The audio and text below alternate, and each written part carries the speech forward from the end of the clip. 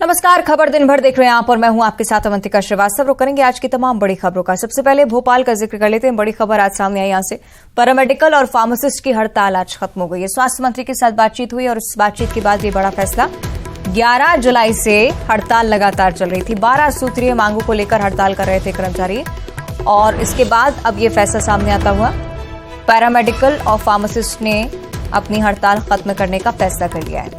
निश्चित तौर पर बातचीत हुई और कुछ ना कुछ जरूर बात सामने आई होगी। 12 सूत्री अगर मांगे हैं तो हो सकता है कि कुछ मांगों को लेकर सहमति बनी हो या हो सकता है कि सरकार ने सारी मांगे मान ली हो। कुल मिलाकर यही जानकारी सामने आ रही है कि स्वास्थ्य मंत्री के साथ बातचीत हुई और उसके बाद पैरामेडिकल स्टाफ और फार्मासिस्ट ने अपनी हड़ताल खत्म कर दी है। तो आज की बड़ी जानकारी, 12 सूत्रीय मांगों को लेकर 11 जुलाई से प्रदर्शन पर थे सभी और अब स्वास्थ्य मंत्री के साथ बातचीत हुई। फैसला लिया गया कि इस हड़ताल को खत्म किया जाना है। मांगों को लेकर क्या बातचीत हुई है ये अभी तक स्पष्ट नहीं हो पाया। क्या सहमति बन गई है सभी मांगों पर या आश्वासन महज मिला है? फिलहाल यही जानकारी कि बातचीत के लिए जब सरकार आगे आई तो उसका स्वागत स्टाफ ने भी किया, कर्मचारियों ने भी किया। तो पैरामेडिकल और फार्मासिस्ट की हड़ताल खत्म करने का फैसला। 12 सूत्रीय मांगों को लेकर हड़ताल कर रहे थे और अब हड़ताल खत्म की जा रही है। ये बड़ी जानकारी मध्य प्रदेश के लिहाज से, क्योंकि सरकार के लिए भी मुश्किल का सबब बनी हुई थी हड़ताल। पैरामेडिकल स्टाफ और फार्मासिस्ट से बातचीत की कोशिश लगातार सरकार के स्तर पर भी थी और अब स्वास्थ्य मंत्री से जब उनकी बातचीत हुई, मुलाकात हुई तो हड़ताल खत्म करने का फैसला लिया है। निश्चित ही आश्वासन मिला होगा तमाम मांगों को मानने का। तो अभी तक ये बड़ी जानकारी यही कि 12 सूत्रीय मांगों को लेकर जो हड़ताल चल रही थी उनकी तरफ से खत्म की जा चुकी है। सरकार से बातचीत के बाद बात बन गई है।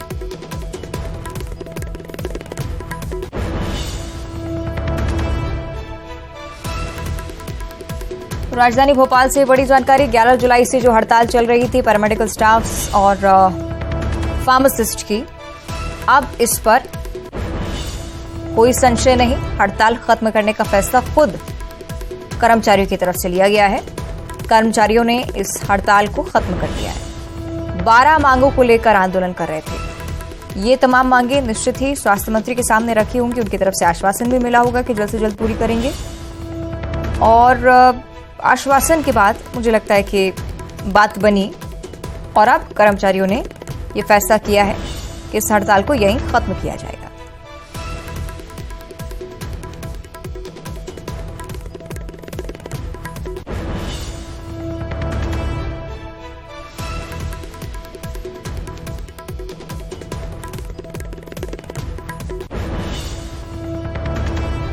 पैरामेडिकल और फार्मासिस्ट की हड़ताल खत्म हुई है। 12 सूत्रीय मांगों को लेकर बातचीत हुई।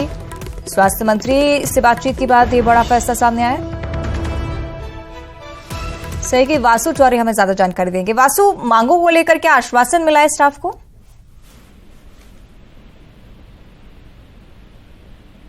वासु, मेरी आवाज मिल रही है आपको? चलिए कोशिश करेंगे हम संपर्क करें दोबारा से हमारे सहयोगी से।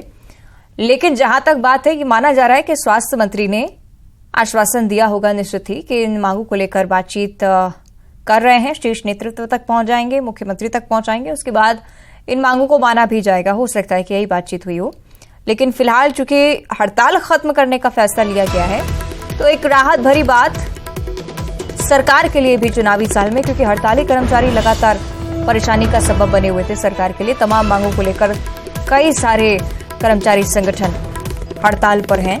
स्वास्थ्य कर्मियों से भी बातचीत का दौर चला। पैरामेडिकल और फार्मासिस्ट की हड़ताल अब खत्म कर दी गई है। तो कर्मचारी ने खुद ये फैसला लिया है। 11 जुलाई से ही हड़ताल चल रही थी, लेकिन अब देखिए स्वास्थ्य मंत्री से बातचीत के बाद कहीं ना कहीं बीच का रास्ता निकाला गया। आश्वासन पर शायद उनकी तरफ से सहमति आई होगी। सही कि जितेंद्र ज्यादा जानकारी देंगे। जितेंद्र, क्या बात हुई है मांगों को लेकर? देखिए, अगर बात करें तो काफी जो 12 सूत्री मांगे थी पैरामेडिकल स्टाफ की और जो तमाम नर्सिंग की थी, इन सारे लोगों ने मांग रखी थी 12 सूत्री मांग, जिसमें टाइम शेड्यूल को लेकर, साथ ही वेतन बढ़ाने को लेकर और नियमितीकरण को लेकर ऐसी 12 सूत्री मांगी थी, जिनको लेकर सहमति बनी है।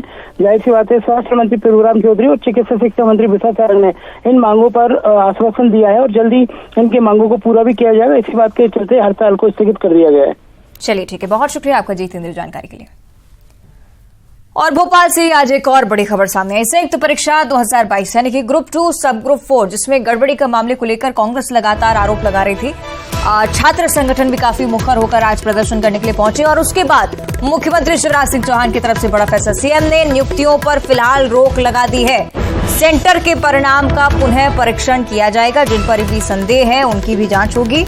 ये आश्वासन मुख्यमंत्री की तरफ से मिला। ये ट्वीट हम आपको दिखा रहे हैं। मुख्यमंत्री शिवराज सिंह चौहान की तरफ से ऑफिशियली ये ट्वीट किया गया। कहा गया कि अगर कोई संशय की स्थिति है, संदेह की स्थिति है, तो उन पर हम जांच करेंगे। फिलहाल नियुक्तियों पर रोक लगाई।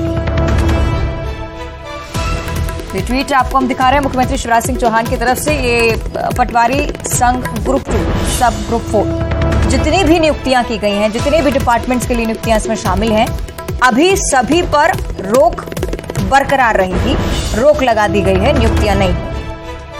सहयोगी वासु हमारे साथ लाइव जुड़ रहे हैं, उनका हम रुक कर लेते हैं। वासु, लगातार बवाल की स्थिति हम देख रहे थे। विपक्ष को भी मौका मिल गया था सरकार पर निशाना साधने का। आगे क्या? निश्चित तौर पर देखिए, मुख्यमंत्री शिवराज सिंह चौहान ने एक बड़ा फैसला लिया है। ग्रुप 2 और सब ग्रुप 4 जो परीक्षाएं विभिन्न पदों के लिए, हजारों पदों के लिए आयोजित की गई थी, जो एम्प्लॉय सिलेक्शन बोर्ड है ESB, उसके द्वारा, और पटवारियों की भी बड़ी संख्या में इसके द्वारा जो भर्ती की परीक्षा है वो आयोजित हुई थी। लेकिन जिस तरीके से पूरी परीक्षा प्रणाली पर सवाल खड़े हुए, विपक्ष की ओर से आरोप लगाए गए कि बड़ी एक धांधली हुई है, फ्रॉड हुआ है, उसके बाद आखिर मुख्यमंत्री शिवराज सिंह चौहान ने इन तमाम बातों को लेकर खुद संज्ञान लिया है और उन्होंने ट्वीट कर ये लिखा है कि संदेह व्यक्त जो है वो पूरी परीक्षा प्रणाली पर किया जा रहा है। इसलिए फिलहाल इन परीक्षाओं पर रोक लगाई जा रही है और इसकी जांच कराई जाएगी और जांच कराने के बाद जो भी तथ्य आएंगे उसके अनुसार आगे की जो पूरी कार्रवाई है उसको सुनिश्चित किया जाएगा। देखिए अवंतिका, लाखों विद्यार्थियों ने, लाखों स्टूडेंट्स ने परीक्षा दी थी मध्य प्रदेश में इन विभिन्न पदों के लिए अपनी अपनी योग्यता के अनुसार, और जब रिजल्ट जारी हुआ उसके बाद से ही लगातार ये देखा गया कि विवाद की जो स्थिति है वो बनने लगी। खास तौर पर अगर टॉपर्स को लेकर देखा जाए, जिस तरह से ग्वालियर के एक सेंटर का मामला निकलकर सामने आया और कांग्रेस ने उसे बीजेपी विधायक और बीजेपी के नेताओं से जोड़कर बताया, और उसके बाद देखा गया कि लगातार इस पूरे मामले को लेकर जो सियासी पारा है वो चढ़ता हुआ नजर आया। आज मध्य प्रदेश में अलग अलग जगहों पर बड़े प्रदर्शन भी, स्टूडेंट्स की तरफ से प्रोटेस्ट भी देखने को मिले और उसके बाद आखिर इस पूरे मामले पर सीएम शिवराज सिंह चौहान ने संज्ञान लिया है। बहरहाल देखना होगा कि अब क्या जांच समिति का गठन होता है और कितने दिन में ये पूरी जांच हो जाती है, और उसके बाद क्या पृथक से एक बार फिर से रिजल्ट जारी किया जाता है या फिर इन्हीं में संशोधन किया जाता है, सुधार किया जाता है, और अगर जो लोग दोषी पाए जाते हैं तो उनके खिलाफ किस तरह से सख्त कार्रवाई होगी। ये तमाम सारे जो बड़े सवाल हैं वो अभी भी बने हुए हैं। लेकिन स्टूडेंट्स के लिहाज से ये बेहद बड़ी खबर कि फिलहाल जो रिजल्ट्स जारी हुए थे, जो नियुक्तियां होनी थी, उस पर रोक लगा दी गई है, क्योंकि इस पूरी परीक्षा प्रणाली पर और जो रिजल्ट जारी हुए हैं उन पर कई तरीके के जो सवाल हैं वो खड़े हुए थे, और आखिरकार मुख्यमंत्री शिवराज सिंह चौहान ने इन तमाम बातों को संज्ञान में लेते हुए, इन तमाम बातों का ध्यान रखते हुए एक बड़ा निर्णय कहीं ना कहीं लिया है। जी अवंतिका, चलिए अब देखना होगा आगे क्या कुछ होता है। बहुत शुक्रिया आपका वासु इस पूरी जानकारी को साझा करने के लिए। आगे बढ़ते, बुरहानपुर से अगली बड़ी खबर। कपड़ा फैक्ट्री में भीषण आग लगी है। शॉर्ट सर्किट के चलते आग लगने की आशंका।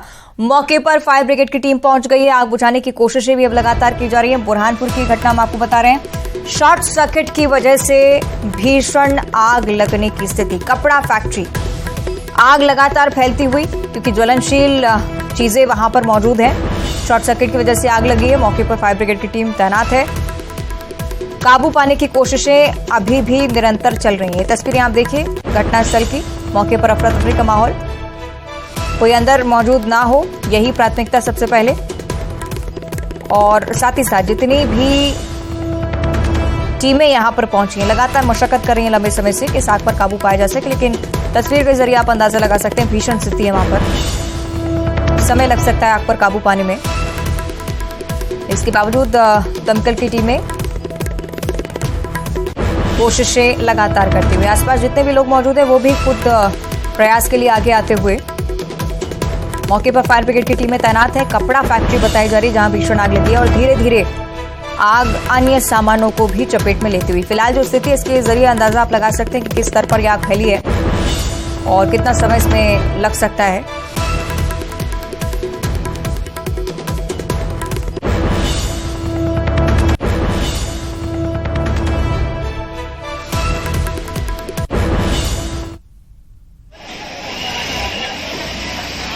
मौके पर अफरा तफरी का माहौल, ये तस्वीरें हम आपको दिखा दें किस तरह से लोगों के बीच भी डर का माहौल बना हुआ है, क्योंकि रहवासी क्षेत्र कहीं ना कहीं नजर आता है। आसपास कई और बिल्डिंग्स भी आप देख पा रहे होंगे। भले ही कपड़ा फैक्ट्री है, लेकिन आसपास की बिल्डिंग्स में आग ना पहुंचे ये कोशिश भी, इस ओर भी प्राथमिकता। और अंदर जितने लोग थे उन्हें शायद निकाल लिया गया होगा, इसलिए इस तरह से आराम से कहीं ना कहीं काबू पाने की कोशिश, क्योंकि अंदर जितना सामान था वो तो जलकर नष्ट हो चुका है। आप देख रहे हैं मौके पर स्थिति। राहत भरी बात यह है कि अभी तक जनहानि की कोई सूचना नहीं आई है, लेकिन प्राथमिकता इसी ओर कि जितना भी सामान जला है फौरन काबू पाया जाए आग पर, जिससे आसपास के बिल्डिंग्स में ये आग ना फैले, किसी और को आहत ना करे। और इसी प्रयास में लगातार दमकल की टीमें भी जुटी हुई हैं।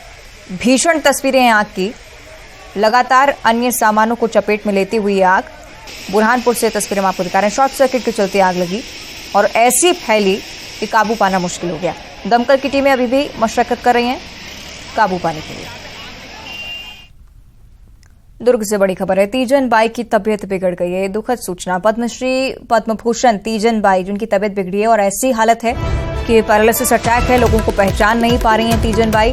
डॉक्टर्स लगातार कोशिश कर रहे हैं कि उन्हें स्वस्थ किया जा सके जल्द से जल्द। आपको बताएं कि बहुत बड़ा नाम है तीजन बाई, छत्तीसगढ़ के लिहाज से, देश के लिहाज से अंतर्राष्ट्रीय पंडवानी गायिका है तीजन बाई। गनियारी गांव में तीजन बाई का निवास, लेकिन इस बीच ये सूचना कि पैरालिसिस अटैक उन्हें आया है और उसके बाद से ऐसी स्थिति कि अब पहचान नहीं पा रही हैं किसी को। डॉक्टर्स की निगरानी में है, लगातार कोशिशें की जा रही हैं कि उन्हें जल्द से जल्द स्वस्थ किया जा सके। दुआओं का दौर भी उनके लिए शुरू होता हुआ, क्योंकि कई सारे फैंस भी उनके हैं। तीजन बाई गनियारी गांव में रहती हैं। तबीयत बिगड़ने के बाद से ही लगातार डॉक्टर्स कोशिश कर रहे हैं कि जल्द से जल्द हालत में सुधार आए। पद्मश्री पद्मभूषण तीजन बाई की तबीयत बिगड़ गई है, पैरालिसिस अटैक की सूचना है, डॉक्टर्स की निगरानी में है।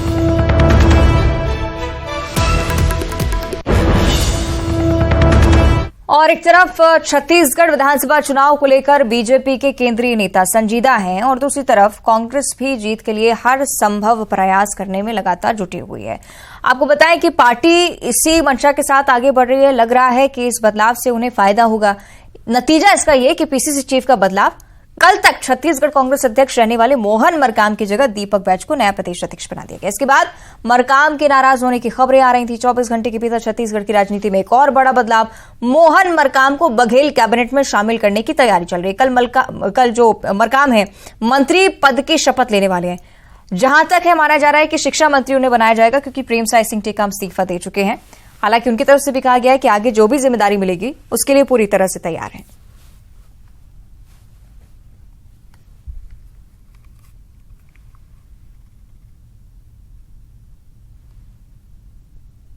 तत्कालीन राष्ट्रीय अध्यक्ष हमारे नेता, जन जन के नेता माननीय राहुल गांधी जी ने 2019 में प्रदेश कांग्रेस कमेटी की बागडोर सौंपी थी और मैं संगठन को जमीनी स्तर पर लाने का प्रयास किया था। सत्ता और संगठन के तालमेल के साथ हमारी सरकार, माननीय मुख्यमंत्री भूपेश बघेल सरकार की उपलब्धियों, नीतियों, योजनाओं को के साथ, कार्यकर्ताओं के साथ हम हर चुनाव लड़े थे। 5 उपचुनाव जीतने में सफल हुए थे, नगरीय निकाय चुनाव जिनमें जीते थे और 19.5 लाख मेंबरशिप भी बनाए थे। तो संगठन के अध्यक्ष के रूप में एक बड़ी भूमिका निभाई। आगे जो भी जिम्मेदारी होगा उस जिम्मेदारियों को भी मैं पूरा करने का प्रयास करूंगा। और उधर मोहन मरकाम कल शिक्षा मंत्री पद की शपथ लेने वाले हैं। उससे पहले पूर्व शिक्षा मंत्री प्रेमसाय सिंह टेकाम ने शिक्षा मंत्री का कुर्सी खाली कर दी है। टेकाम ने मुख्यमंत्री को अपना इस्तीफा भेज दिया है। मुख्यमंत्री ने मंजूर भी कर लिया। इस पर अनुशंसा के लिए राज्यपाल के पास भेजा गया है। इस्तीफा देने के बाद न्यूज 18 से खास बातचीत भी की। उन्होंने कहा कि संगठन में सबको काम करना है, संगठन और सत्ता में तालमेल की कोशिश चलती रहती है। कौन मंत्रिमंडल में रहेगा, कौन बाहर जाएगा, ये मुख्यमंत्री का विशेषाधिकार है। प्रदेश में लगातार जो संगठन और जो सत्ता है दोनों में बड़ा फेरबदल नजर आ रहा है। जहां प्रदेश कांग्रेस में जिस तरह से संगठन में बड़ा बदलाव हुआ है, वैसे ही अब मंत्रिमंडल में भी बड़ा फेरबदल के संकेत सामने आ रहे हैं। हमारे साथ खुद यहाँ शिक्षा मंत्री डॉक्टर प्रेमसाय सिंह मौजूद हैं। सर, किस तरह के जिस तरह से संकेत मिल रहे हैं, क्या कुछ अभी आपकी तरफ से पहल हुई है, जिस तरह से इस्तीफे की पेशकश हुई है, क्या कुछ रहा सर? देखिए, संगठन में सबको काम करना है और पार्टी में सबको काम करना है, तो संगठन और सत्ता की तालमेल रहे, इस बात की कोशिश हम लोग करते हैं। कौन मंत्रिमंडल में रहेगा, कौन के पास क्या विभाग रहेगा, ये माननीय मुख्यमंत्री जी के ऊपर उनके विशेषाधिकार होता है, किसको रखना है किसको नहीं रखना है, तो उसके तहत सब कार्य उसमें कार्य होते हैं। अभी आपके द्वारा इस्तीफे की पेशकश कर दी गई है? हाँ, इस्तीफे की कहा गया कि आपको इस्तीफा देना है इसमें, तो संगठन के जो भी निर्देश होते हैं उसका सबको पालन करना पड़ता है। डॉक्टर प्रेमसाय सिंह किस जिम्मेदारी के साथ काम करेंगे सूरजपुर जिले में या फिर प्रदेश में? जो पार्टी जो जिम्मेदारी देगा उसके तहत काम करेंगे। देख सकते हैं, ये थे शिक्षा मंत्री डॉक्टर प्रेमसाय सिंह, जिन्होंने इस्तीफे की पेशकश कर दी है। ऐसे में उनका कहना है कि पार्टी अब जो जिम्मेदारी देगी उसी हिसाब से वो आगे काम करेंगे आने वाले विधानसभा चुनाव में। वरुण राय, न्यूज़ 18 सूरजपुर। और अभी मथुरा से अगली बड़ी खबर, जहां बिरनपुर सामुदायिक हिंसा का मामला सामने आया था। इस मामले को लेकर पुलिस की तरफ से चालान पेश कर दिया गया है। कोर्ट में कड़ी सुरक्षा के बीच ये चालान पेश हुआ है। 17 आरोपियों के खिलाफ चालान पेश हो चुका है। हत्या और आगजनी मामले में चालान है। 10 अप्रैल को छत्तीसगढ़ बंद के दौरान हिंसा हुई थी। साजा के व्यवहार न्यायालय में चालान पेश हुआ है। बिरनपुर हिंसा का ये मामला, जिसे निश्चित तौर पर आपको याद होगा किस तरह का माहौल बना था, लेकिन अब कड़ी सुरक्षा के बीच कोर्ट में चालान पेश किया गया। 17 आरोपियों के नाम नामजद है।